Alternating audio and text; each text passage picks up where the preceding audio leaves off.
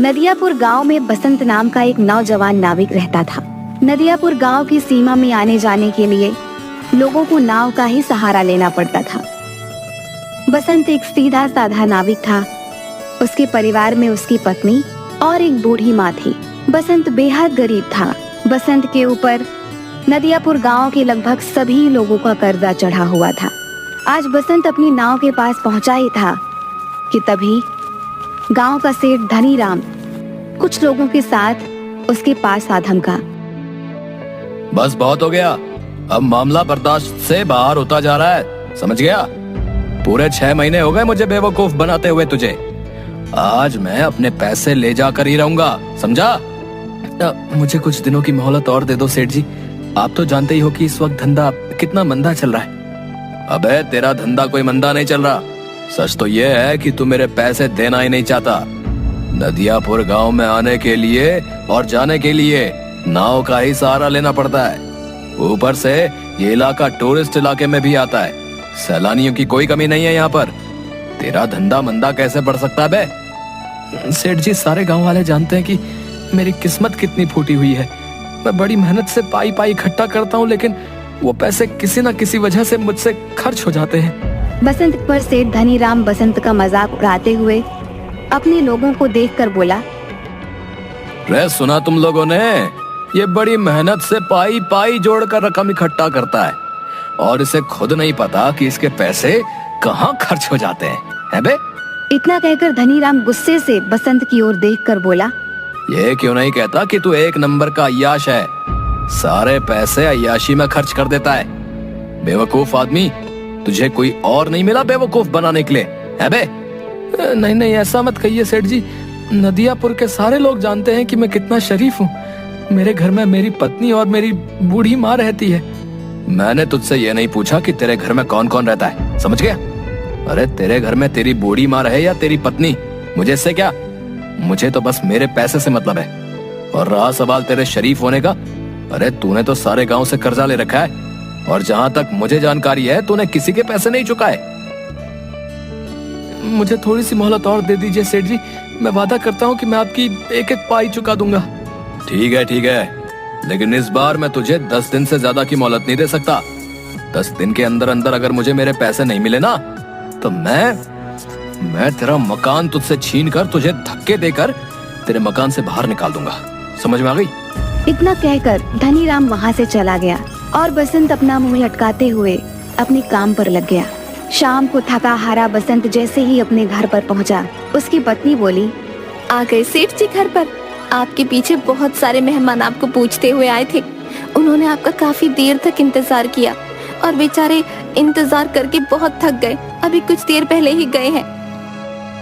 झुमकी, मैं जानता हूँ कि तुम किनकी बात कर रही हो। जब तुम सारी बातें जानते ही हो तो फिर उन सबके कर्जे क्यों नहीं चुका देते? तुम अच्छी तरह से जानती हो झुमकी, पिछले कुछ सालों से मेरे साथ क्या हो रहा है। मैं जब भी कुछ पैसे जमा करता हूँ वो किसी न किसी तरह से खर्च हो जाते हैं। पिछली बार माँ का पैर टूट गया था, उसके इलाज में कितने पैसे खर्च हो गए। उसके बाद चोट लगने से तुम्हारी पसली फ्रैक्चर हो गई थी, उसके इलाज पर कितने पैसे खर्च हो गए। मैं तुम्हारी बातों को समझती हूँ, लेकिन गाँव वाले इस बात को नहीं समझते। उन्हें तो बस अपने पैसों से मतलब है और आखिरकार वो तुमसे कब तक पैसे नहीं मांगेंगे? गांव का मुखिया धमकी देकर गया है, अगर तुमने गांव वालों के पैसे नहीं दिए तो वो तुम्हारी नाव छीन लेगा। और सेठ धनीराम मुझे धमकी देकर गया है कि अगर 10 दिन के अंदर मैंने उसके पैसे नहीं दिए तो वो मुझसे मेरा मकान छीन लेगा। मेरी समझ में नहीं आता कि अब मैं क्या करूं। मेरी समझ में नहीं आता, गांव में जितने भी नाविक हैं उन सब की ऐश की चांदी कट रही है। उन सब के मकान देखे हैं तुमने? ऐसा लगता है जैसे कि वो कोई नाव नहीं बल्कि कोई कंपनी चलाते हो। तुम सारा दिन नदी के किनारे क्या करते रहते हो? कितनी बार कह चुका हूँ झुमकी, टूरिस्ट मेरी नाव में नहीं आते। ये क्यों नहीं कहते कि तुम्हारी नाव में गांव के भूखे नंगे लोग ही आकर बैठते हैं? उनसे तुम्हें कितनी आमदनी होती होगी। तुम अपनी नाव में नदियापुर घूमने आए सैलानियों को क्यों नहीं बिठाते? जितने भी नाविक हैं वो झूठ बोलकर टूरिस्ट को अपनी नाव में बैठाकर सिर्फ उन्हें चूना लगाते हैं और मुझे झूठ बोलना नहीं आता। नहीं चाहिए मुझे हराम की कमाई। अरे सच्चाई के देवता, ये धंधा है। ये क्यों नहीं कहते कि तुम्हें धंधा करना ही नहीं आता? जिसे तुम धंधा कह रही हो मैं उसे अच्छा नहीं समझता। मेरी तो किस्मत ही फूटी हुई है कि मुझे तुम्हारे जैसा पति, बेवकूफ पति मिला। अगर ऐसे ही हाल रहा ना तो वो दिन दूर नहीं कि जिस दिन तुम्हारी नाव भी तुमसे छीन ली जाएगी। उसके बाद मुझे और मांझी को इस घर से धक्के देकर बाहर निकाल दिया जाएगा। उसके बाद अपने सच्चाई के प्रवचन बाहर बैठकर देते रहना। इतना कहकर झुमकी गुस्से से वहां से चली गई। ऐसे ही 10 दिन गुजर गए। 10वें दिन बसंत नदी के किनारे उदास बैठा हुआ गहरी सोच में डूबा हुआ था कि तभी वहां पर धनीराम फिर से आ पहुंचा। याद है ना बसंत, आज तेरा आखिरी दिन है। अब इससे ज्यादा मैं तुझे और मोहलत नहीं दे सकता भाई। शाम को मैं तेरे घर पर आऊंगा वसूली करने के लिए। मेरे पैसे तैयार रखना, नहीं तो अपना बोरिया बिस्तर समेट कर चुपचाप चले जाना। इतना कहकर धनीराम वहां से चला गया। बसंत अपने आप से बोला, अब क्या होगा? पूरे 10 दिन से मेरी नाव में मुश्किल से 20 मुसाफिर भी नहीं बैठे होंगे। मैं धनीराम के पैसे कहाँ से दूंगा? अगर मैंने उसे पैसे नहीं दिए तो वो मेरे परिवार को बेइज्जत करके घर से निकाल देगा। मैं कहाँ जाऊं? क्या करूं? बसंत हसरत भरी निगाहों से और नाविकों को देखने लगा जिनकी नाव पर टूरिस्ट सवार थे। तभी बसंत के कानों में एक बूढ़े व्यक्ति का स्वर टकराया। क्या तुम मुझे दूसरी दुनिया के छोर तक छोड़ सकते हो? बसंत उस बूढ़े की बात सुनकर हैरत में पड़ गया। लगता है आपका दिमाग खिसका हुआ है बाबा। ये कैसी बातें कर रहे हैं आप? मेरा कहने का मतलब ये है बेटा, तुम मुझे इस नदी के दूसरे किनारे पर छोड़ देना। तो सीधे सीधे ये कहिए ना बाबा कि आपको दूसरी सीमा पर उतरना है। ठीक है बाबा, 200 लगेंगे। मैंने सुना है कि तुम बूढ़े और गरीब यात्रियों से पैसे नहीं लेते। सही सुना है बाबा, लेकिन क्या करूं? लगता है मुझे अपने नियम और कायदे अब बदलने पड़ेंगे। चाहे कितनी भी मुसीबत क्यों ना आ जाए, अपने उसूल इंसान को कभी नहीं बदलने चाहिए। वक्त बदलते हुए देर नहीं लगती। मैं इस वक्त बहुत परेशान हूँ बाबा। जाओ जाकर कोई दूसरी नाव पर बैठ जाओ। लेकिन मुझे तो सिर्फ तुम्हारी ही नाव पर बैठना है, पर मेरे पास पैसे नहीं है तुम्हें देने के लिए। अगर तुम मुझे वहां तक छोड़ दोगे तो मैं तुम्हारा एहसानमंद रहूंगा। मेरी पत्नी वहां पर इंतजार कर रही है। बूढ़े की बात सुनकर बसंत को बूढ़े के ऊपर तरस आ गया था। ठीक है बाबा, मैं तुम्हारा दिल नहीं तोड़ूंगा। आइए बैठिए, जहाँ आपको जाना है मैं आपको वहाँ छोड़ दूंगा, ठीक है? बसंत की बात सुनकर वह बूढ़ा रहस्यमयी अंदाज में मुस्कुराते हुए बसंत की नाव में बैठ गया। बसंत की नाव नदी के बीच में पहुंची ही थी कि तभी वो बूढ़ा बसंत से बोला, बस मुझे यहीं तक छोड़ दो। बाबा पागल हो गए हो क्या? यहाँ पर तो सिवाय पानी के अलावा कुछ भी नहीं है। जो मुझे नजर आ रहा है वो तुम्हें नजर नहीं आएगा बेटा। तुम नाव यहीं रोक दो, मैं यहीं उतर जाऊंगा। बाबा तुम डूब जाओगे, पानी बहुत गहरा है। मगर बूढ़े ने बसंत की बात नहीं सुनी और नदी में कूद गया। यह देखकर बसंत बुरी तरीके से घबरा गया और बड़बड़ाता हुआ बोला, अरे कहाँ फंस गया मैं? अगर ये बूढ़ा मर गया तो इसकी मौत का इल्जाम भी मेरे ऊपर लगेगा। सभी लोगों ने इस बूढ़े को मेरी नाव में सवार होते हुए देखा है। अब क्या करूं? लगता है मुझे भी नदी में कूदना ही पड़ेगा। इतना कहकर बसंत ने नदी में छलांग लगा दी।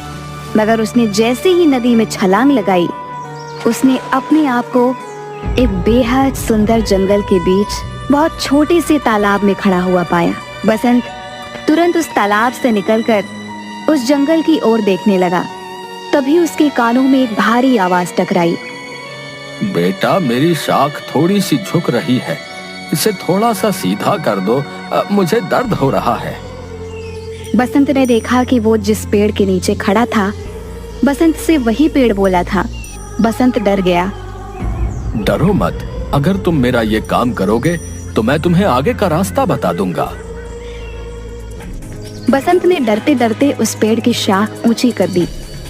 तभी अचानक बसंत के सामने एक बेहद सुंदर सोने की सड़क बन गई। घबराओ मत, तुमने मेरी मदद की है, इस वजह से ही तुम्हारे लिए ये सोने की सड़क मैंने बना दी है। तुम यहाँ से सीधे राजमहल तक पहुँच जाओगे।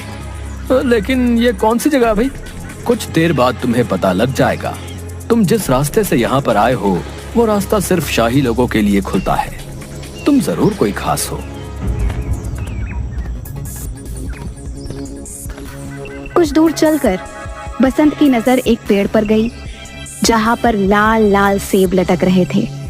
अचानक एक सेब बसंत की ओर देखकर बोला, देख क्या रहे हो? अगर तुम्हें भूख लगी है तो मुझे खा लो। अरे वाह, ये मैं कहाँ आ गया? वो बूढ़ा जरूर कोई मायावी व्यक्ति था। नहीं नहीं, मैं जहाँ पर रहता हूँ वहाँ पर बोलने वाले फल नहीं होते। अगर वो बोलते तो हम बिल्कुल नहीं खाते। तुम वाकई बहुत दयालु लगते हो। तुम्हारा इस जादुई नगरी में स्वागत है। इस सोने की सड़क पर सीधे चले जाओ, कुछ ही देर में तुम महल तक पहुंच जाओगे।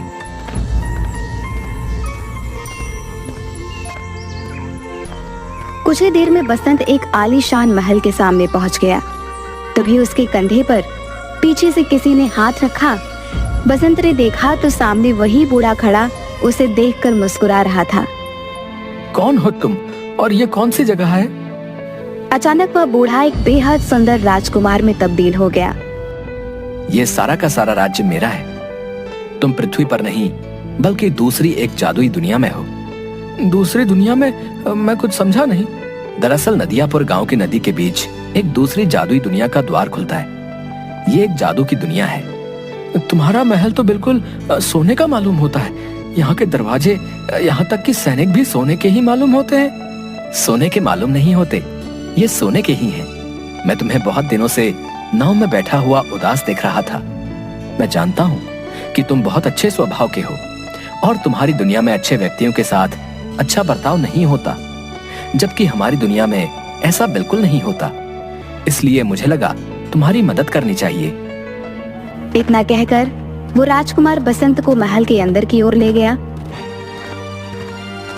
जहाँ पर सोने के सिक्कों के ढेर लगे हुए थे।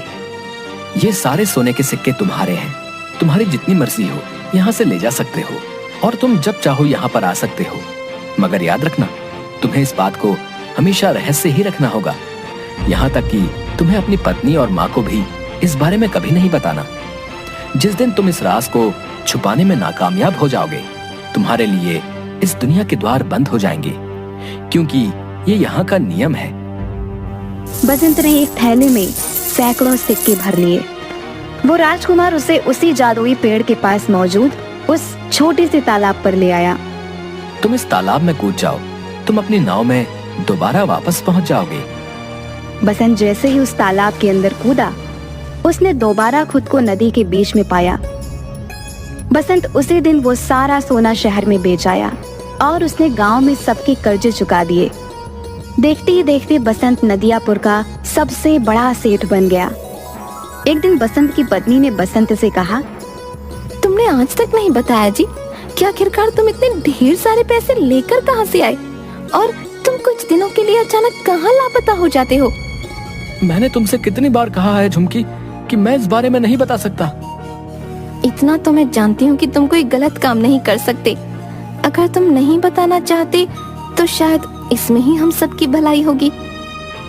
बसंत की अमीरी देखकर धनी राम अंदर ही अंदर जलने लगा। एक दिन उसने अपने खास आदमी भीमा से कहा, मेरी समझ में नहीं आता भीमा कि ये बसंत रातों रात अमीर कैसे बन गया। मैं सोच रहा था कि इसके मकान और उसकी नाव पर कब्जा कर लूंगा, लेकिन इसने तो मेरे सारे पैसे लौटा दिए। सिर्फ आपके ही नहीं सेठ, उसने सारे गांव वालों के पैसे लौटा दिए। आज गांव में सबसे आलीशान हवेली उसकी बनी हुई है और तो और नदियापुर में सारी नाव का मालिक बसंत ही है। हाँ मुझे पता है, और वो टूरिस्ट से बहुत कम पैसे लेता है और गांव के लोगों को तो वो मुफ्त में ही नाव में बैठाने का काम करता है। मेरा धंधा भी चौपट हो गया। दाल में जरूर कुछ ना कुछ काला है। जाओ जाकर पता करो कि आखिर माजरा क्या है। जाओ। मैंने पता कर लिया है। क्या मतलब? कुछ दिनों पहले मैं उसका चुपके से पीछा कर रहा था। अचानक मैंने देखा कि वो बीच नदी में कूद गया और कुछ ही घंटों के बाद वो वापस आ गया। उसके हाथ में एक थैला था जो सोने से चमक रहा था। बेवकूफ आदमी, ये बात तूने मुझे पहले क्यों नहीं बताई? इसका मतलब कि नदी के बीचों बीच जरूर कोई सोने की सुरंग है जो उसके हाथ लग गई है। मुझे अभी ले चलो वहां पर।